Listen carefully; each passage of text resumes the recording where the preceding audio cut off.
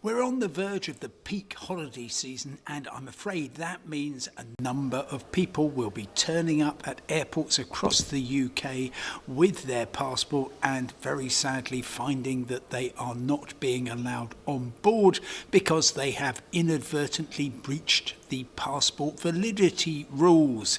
Just to remind you, after the vote to leave the European Union, the government negotiated for us to become third country nationals, just like people from Venezuela. The thing is that British passports, fairly uniquely, can be issued for more than 10 years, which is a great thing. But unfortunately, if you are trying to get into the European Union and wider Schengen area, you cannot get into those countries after your passport is 10 years old. So the rules are that your passport must have not past its 10th birthday and it must have at least 3 months remaining before you intend to leave the European Union.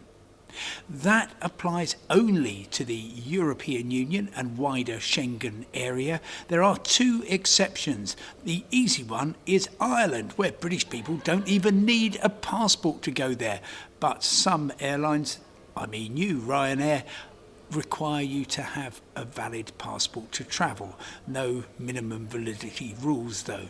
The other exception is Denmark, which has just completely gone off on one and decided it's going to invent its own rules, in particular that the passport cannot be more than 9 years and 9 months old on the day you intend to arrive. Yes, I have told them it's wrong, it's in breach of the Schengen area rules. I've also told Brussels that, but nothing has happened so far. If you're going beyond the European Union, then there's a good chance that your passport is simply valid to the last day on the passport. Now, the only part of the world which cares when your passport was issued is the European Union. So if anybody tells you, oh, a British passport expires automatically after 10 years, they are talking tosh. For example, for Australia, for Tunisia, for Barbados, for the United States, for Canada, your passport is valid right up until its expiry date. For the very popular destination of Turkey, you need 150 days, so about 5 months remaining on the day you enter. There is a swerve that you can use to get around that, which is that if you apply and pay for an actual visa, then you only need 3 months, 90 days remaining. And if you're going to Morocco, that's one of many countries that needs 3 months.